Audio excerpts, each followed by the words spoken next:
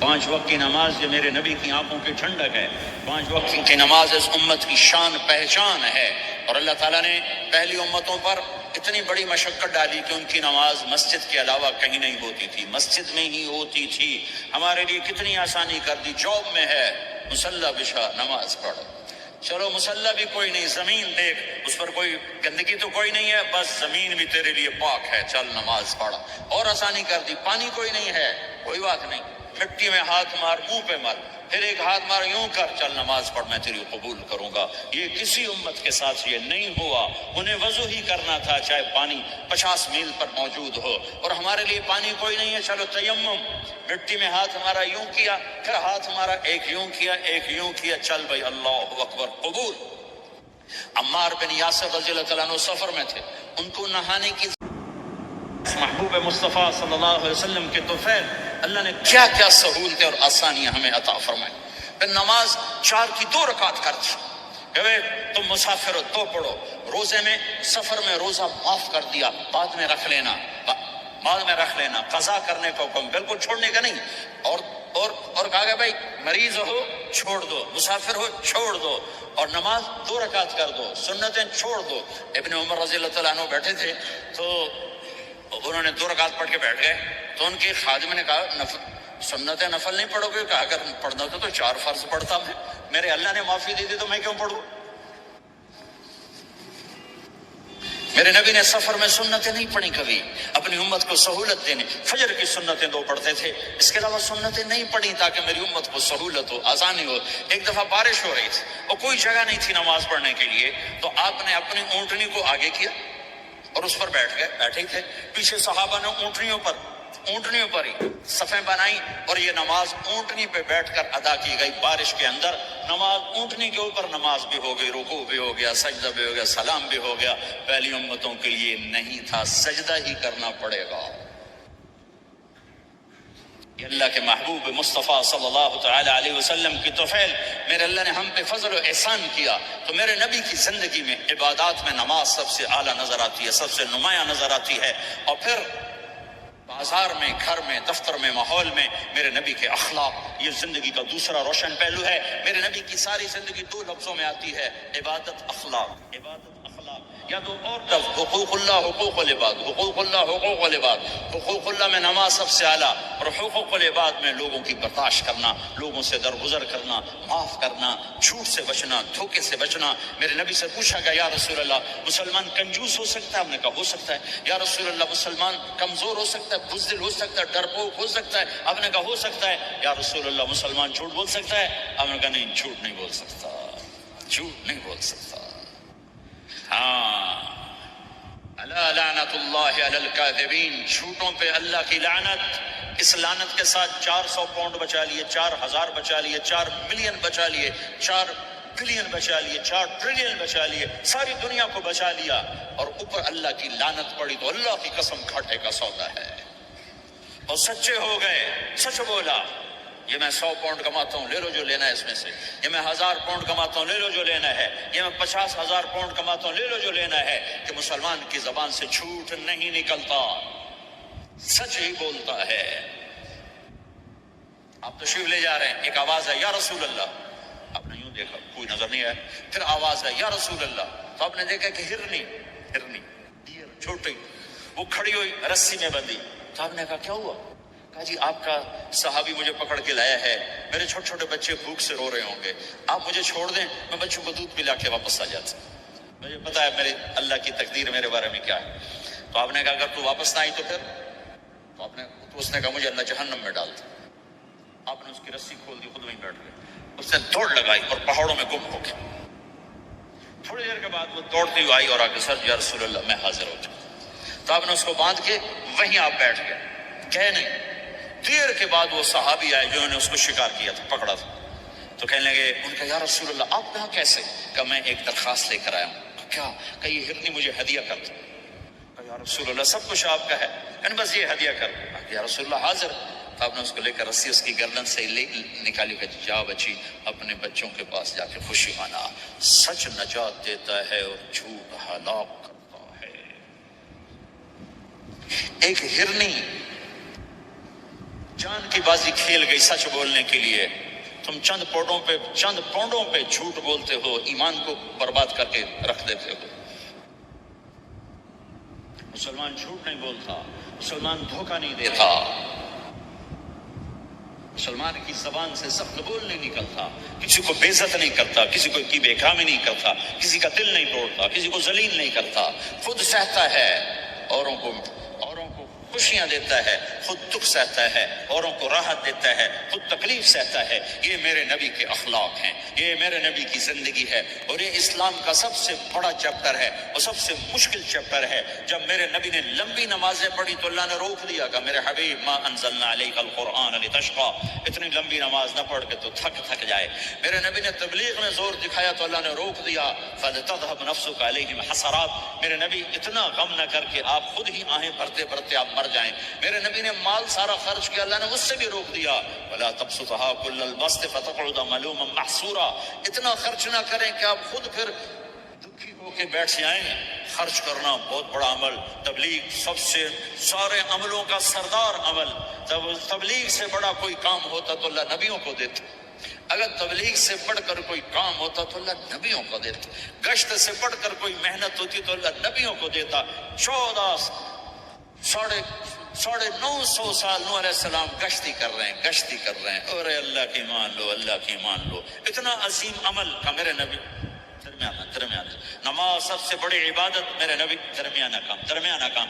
लेकिन जब मेरे नबी ने अखलाक अच्छे किए, दुश्मन को माफ करना। एक आदमी आप सोए हुए थे, आपकी तलवार लटकी थी, एक आदमी आया, उसने आपकी तलवार उतारी और यूं हमारी पसली में, आप उठ के बैठ गए।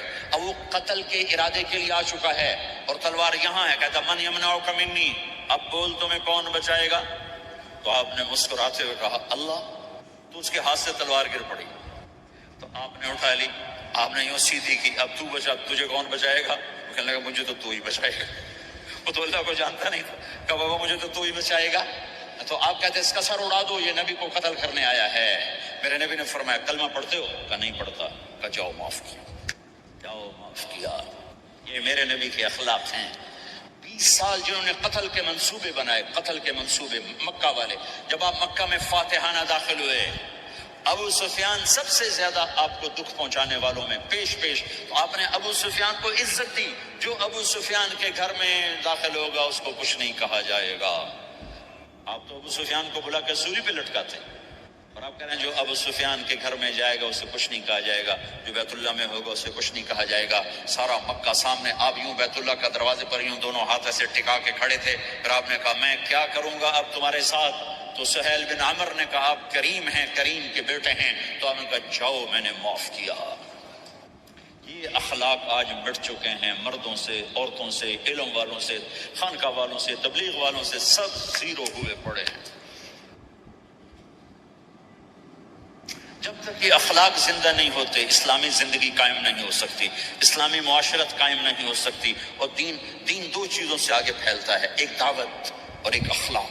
दावत और अखलाक। दावत नहीं होगी तो अखलाक वहीं पड़े रह जाएंगे, अखलाक नहीं होगे तो दावत कोई कबूल नहीं करेगा। मेरे नबी ने कितने मोजज़े दिखाए मक्के में, नहीं कलमा पढ़ा। बदर में उनके 70 मारे गए, फरिश्तों को देखा, जिब्रील के घोड़े की आवाज सुनी, कलमा नहीं पड़ा। खंदक में शिकस्त हुई, कलमा नहीं पड़ा। पानी निकलते देखा उंगलियों से, कलमा नहीं पड़ा। एक बकरे का एक बाजू पकाया, एक बाजू बकरे का, एक अगला जो बाजू और भी होगी, मेरा कितना बड़ा घाटा नुकसान होगा। ये हाजिर हुए डरते डरते।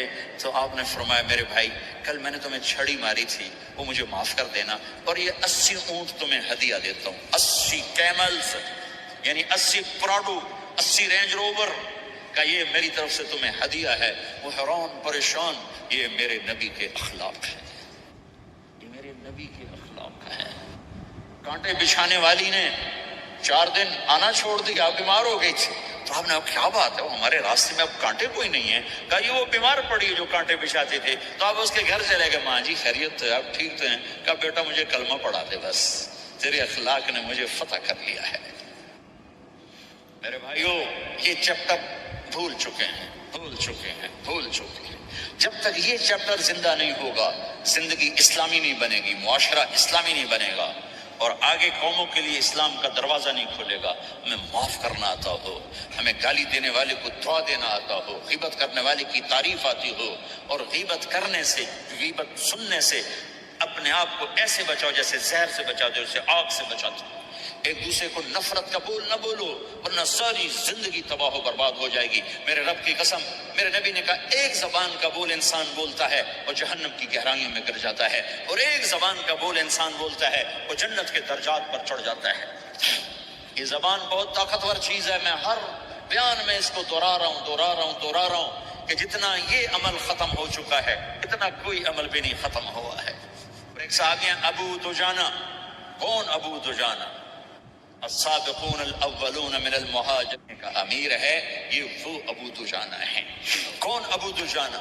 جو جنگ بدر سے لے کر آخری حج تک ہر سفر میں شریک ہیں، ہر سفر میں شریک ہیں۔ ان کی ایک بات میں بتانا چاہتا ہوں، پہلے تھوڑی سی ان کی ہسٹری بتانا چاہتا ہوں۔ کون تلوار ہٹا لی تو زبیر پیچھے کہ یہ شہید ہوئے۔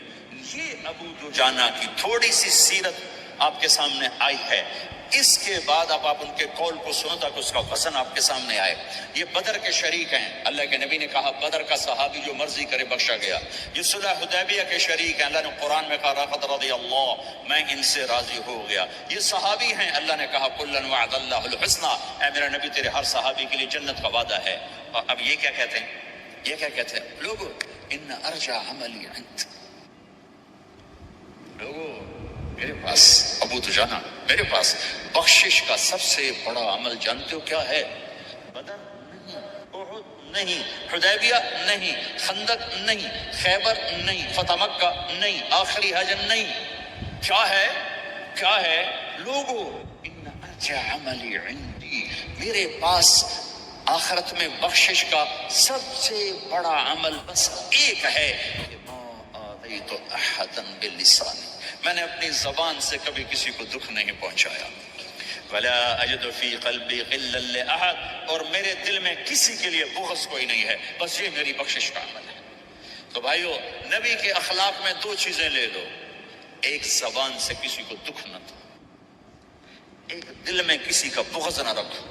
اللہ کی قسم بغیر حساب کتاب کے جنت میں جاؤ گے۔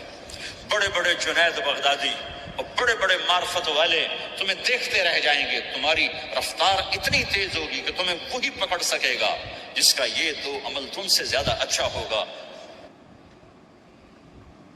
جس روڈ پہ رش ہوتا آپ وہاں سے گاڑی ہٹا لیتے ہو، ادھر نہیں جانا، ادھر رش ہے، وہ سائن وغیرہ آپ کو آ جاتے ہیں کہ ادھر بلاک ہے، ادھر نہیں جانا، ادھر جانا ہے۔ تو جہاں روڈ پہ رش ہوتا ہے تو قیمتی سے قیمتی گاڑی کی رفتار بھی آہستہ ہو جاتی ہے، اور جہاں روڈ خالی ہوتا ہے تو پرانی گاڑی بھی بھاگے جا رہی ہوتی ہے۔ ہمارے یہاں پرانی گاڑی ہوتی ہے، پرانی بسوں کے پیچھے لکھا ہوتا ہے نہ انجن کی خوبی نہ ڈرائیور کا کمال، خدا کے سہارے چلی جا رہی ہے۔ اور جس کے پاس ایسی گاڑی ہو، نہ انجن کی خوبی نہ ڈرائیور کا کمال، تو اگر اس کو روڈ خالی مل جائے تو وہ تو مرسیڈیز والے سے پہلے پہنچے گا، رینج روور والے سے پہلے پہنچے گا، بینٹلی والے سے پہلے پہنچے گا، رولز رائس والے سے پہلے پہنچے گا، جو وہ تو پھنسی کھڑی اور چونکہ اس کا روڈ ہی خالی ہے۔ تو میرے بھائیو، یہ میں ایک مثال دیتا ہوں، عبادات کی روڈ پہ بہت رش ہے، نمازی بے شمار ہیں، روزے دار بے شمار ہیں، عمرے والے بے شمار ہیں، حج والے بے شمار ہیں، اور تہجد گزار بے شمار ہیں، علماء بے شمار ہیں، حافظ بے شمار ہیں، ذکر والے بے شمار ہیں، بہت رش ہے، تبلیغ والے بے شمار ہیں، لیکن جو اخلاق والا روڈ ہے نا، یہ خالی پڑا ہے۔ اس پہ زوکی پہ چڑھ کے آ جاؤ تو سب سے آگے نکل جاؤ، سائیکل پہ چڑھ کے آ جاؤ تو سب سے آگے نکل جاؤ، کہ روڈ ہی خالی ہے، اخلاق کا روڈ خالی ہے۔